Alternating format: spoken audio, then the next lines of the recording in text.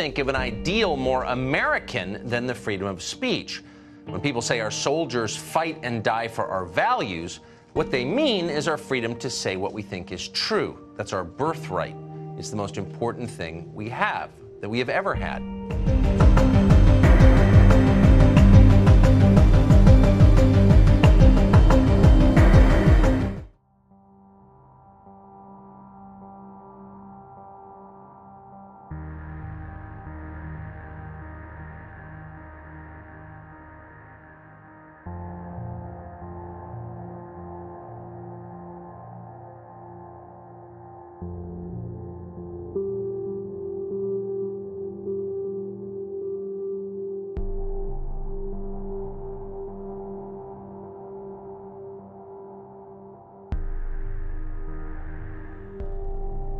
Are we going to be in a 1984 world where Big Brother is watching your every move and patrolling to make sure that no wrong think can be heard by anyone? In the last few months, there has been a flurry of loud and angry debates on social media about what can be said and what ideas can be expressed. Are we going to be in something more like Brave New World, where people just don't want to engage with certain information? Have you heard of cancel culture? A growing trend on social media where people collectively decide someone is, quote, canceled based on something negative they did or said. Decide someone is, quote, canceled. Or maybe it's going to be more like Fahrenheit 451, where people are so offended by everything that everything must be banned and we must burn books. So in case you haven't heard, Amazon, one of the most powerful monopolies in the world, as a matter of fact, one of the most powerful companies in the world, has been effectively burning books. Well, I think it's a little bit of all of them. I think this is a really important point that needs to be made, because what we're seeing right now isn't just mass censorship. In 2018, there was a new push, and tech companies began really focusing on what they call, quote-unquote, social responsibility. Now, companies are really starting to take that bigger look at how they're changing their industry, how they're embedding themselves into people's lives, and more they're starting to talk about what are their real responsibilities with society as a whole. First, let's hear what Bill Gates has to say. My assumption, going into the digital era was that the more people who could publish and the fact you could have reputation systems about what was reliable would mean that we'd have more voices out there and we would become more knowledgeable and society would benefit from that depth of understanding. What we're seeing now, which is an offset to that benefit, of people clustering in communities where they're listening to things that are attacks on the people they don't like, even if they're true or not. I hope that people's desire is to know the truth and to share ideas with other people, but it certainly is being questioned whether it's working that way or not, and a lot of debate about, well then, what's the responsibility of the network to expose people to different points of view or filter out things that are wrong, and it's a tough thing to be put in that position. What is so anti-scientific that it shouldn't be out there? So the digital era, it's new and it is a bit concerning.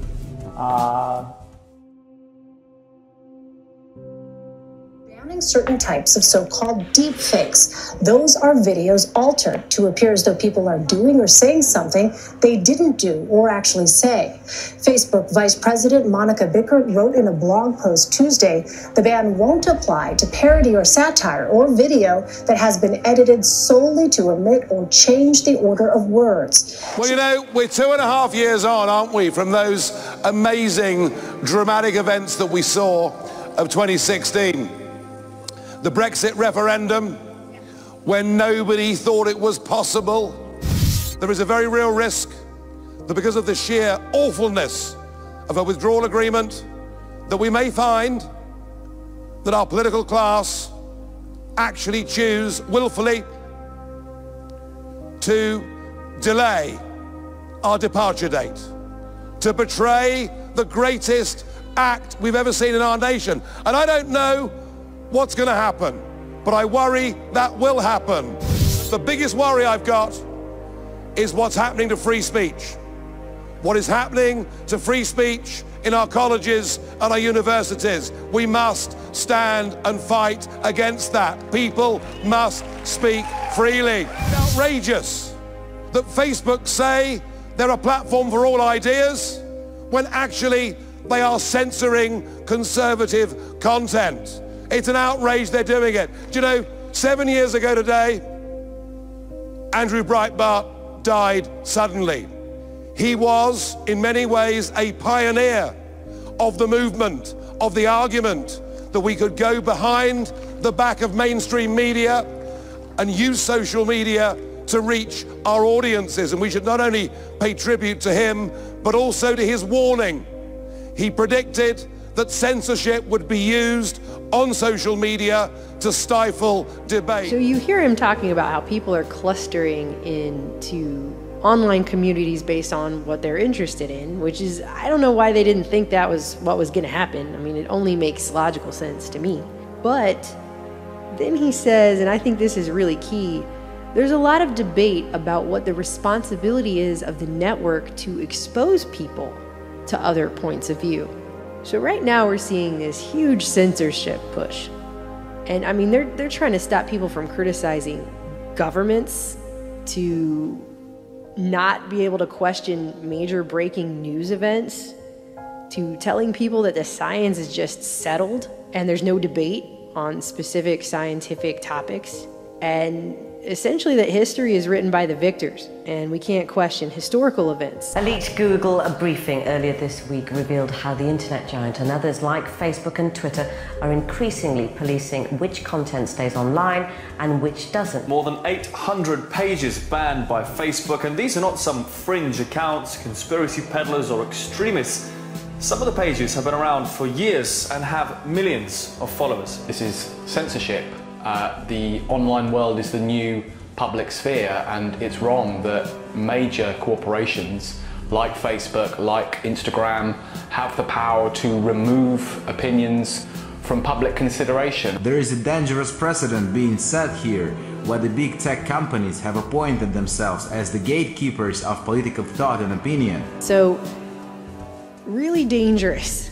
Okay, to not just freedom of speech, but freedom of thought. Right now, it looks like anyone talking about this 11-year-old drag kid, which, by the way, we can't talk about, because anyone right now talking about this individual in a critical context or even a reporting context that this individual or their families does not like, automatically the videos on YouTube are being disappeared and, of course, hit with fake copyright strikes. Books are being digitally burned. A lot of people are saying, Amazon's a private company, they can ban whatever books they want.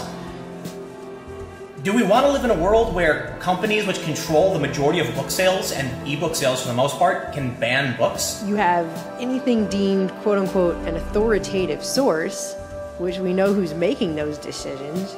The authoritative sources are all being promoted, while small independent thinkers are getting demonetized, demoted, banned, and algorithms are being changed to bury their information. Just like, oh, it's propaganda. Well, you know what? Guess what? It's only propaganda if one side of the story is being told. Social media in 2019, a seemingly harmless conversation that deteriorates into nastiness and name-calling. And now sites like Nextdoor, a place where people are supposed to find community, are turning into a forum for cyberbullying. And tonight, Denver 7's Macon Lopez is going 360 on negative comments posted on social media. Should they be restricted? Or is this just the ugly side of free speech?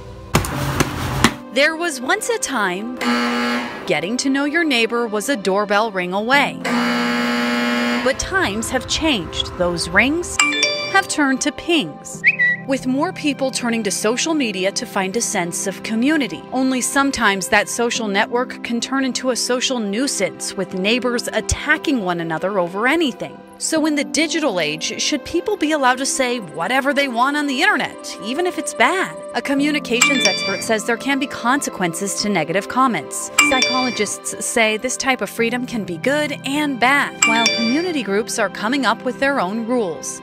First, some context. Social media sites are starting to try to control the collective narrative. For the last few years, we've been focused on rebuilding our systems for removing harmful content. In May, Facebook announced an update to how it will enforce community standards, saying it's making progress, but admitting on bullying and harassment, we have a lot of work still to do. Instagram is also making changes, announcing a new tool this month to restrict comments in some people. Nextdoor, meanwhile, is testing out a kindness reminder to encourage people to, quote, slow down and think before posting and ultimately be neighborly. The website says it believes healthy debate leads to stronger communities and a more informed society, but that there are guidelines. I have to approve each post. For word-of-mouth Littleton Administrator Marie Nelson, so this is just kind of like my admin tools. Common decency comes down to the click of a button. When they are attacking someone personally and their character and stuff, then I delete the comment. She created this Facebook group for people to be able to have a safe place to go and share their stories. It started small at first. Now, 3 years later, we have 20,000 members. And she's seen how ugly things can get. How many comments would you say that you've had to remove? Oh man, thousands. But when people refuse to play nice, she has the power to do something about it. I think probably word of mouth has close to 1,000 members blocked from the group. If I'm asking you for a vet, I shouldn't be questioned on how I care for my dog. I want it to be a safe space. Social media is popular because people do want to connect with each other. That's DU professor Lynn Schofield Clark. She spent years studying the effects of social media. There's something about not being able to see the face of the person that you're reacting to that makes people feel free to say things that are nastier than they would in real life. She believes there's a value to this free speech, but says negative comments can have consequences. In Colorado, we have a state law now that says that people can be fined up to $750 for harassing somebody else online. Or even jail time. The messages that we put on social media last forever. Then there are the ripple effects. We tend to look at teenagers and think that they're the ones who bully each other and that we need to look out for them all the time, but they're learning it from their parents. And the effects on communities. We have a lot of fragile egos, I think, right now in the United States. Social media is so much about who we are as people. Psychologist Travis Heath says that social media gives people a chance to redefine themselves online. You can try on different hats of identity. All of that freedom can be, well, liberating, even the negative posts. I think for some people it is very cathartic. But it can also be overwhelming. I have to have an opinion and I have to have it now. In real time. Causing like minds to flock together and attack differences of opinion with seeming indifference. I'm not going to feel as bad because I don't see how my words affect you. Even positive posts can have a negative effect. Everyone's sort of portraying this perfect life. Well, it's no wonder you're feeling depressed, right? Because it looks like they have a perfect life. For Heath, the bottom line is that people want to feel connected. Well, that seems like a basic human need, a basic human drive. But in reality, social media is just a small snapshot of people's lives and opinions. I've already decided who you are before I've taken the time to really get to know you. Are you using social media or is social media using you? Like everything. I'm gonna dive into this just a little bit deeper to show you essentially what Bill Gates is talking about. YouTube, which is owned by Google, which is a parent company called Alphabet. I think about that every time I do one of these videos. They put out this document in February, so just last month, called How Google Fights Disinformation. And they specifically mention that disinformation means a lot of different things to a lot of different people. So right away, not everyone is going to even agree on what that means. But they go on to say it's to purposefully disseminate information that you know to be inaccurate with the hope that others believe it's true, or to create discord in society. Well, because what's accurate, according to Google, are sources like Wikipedia and authoritative sources such as mainstream media outlets. And this has been pointed out. It's a really good point that there's no way for these companies to make algorithms that are sophisticated enough to be able to tell the difference between quote-unquote blatantly false, misleading information and a conspiracy theory that might turn out to be totally true. There are lots of examples, and this guy makes the point that this would be the same as if you had, back during the Watergate days, prior to that coming out, if all the newspapers got together and said, we're banning all stories on this topic. We're just not even going to allow anyone to talk about it at all. Even though that's totally something that turned out to be true, there's lots of things that turn out to be true. There's no possible way, with how many posts are being made to these social media outlets in just the span of a single minute, you're talking about millions of posts. There's no way for them to do that in a way that they can do that with human beings. That is something that only computer algorithms are handling.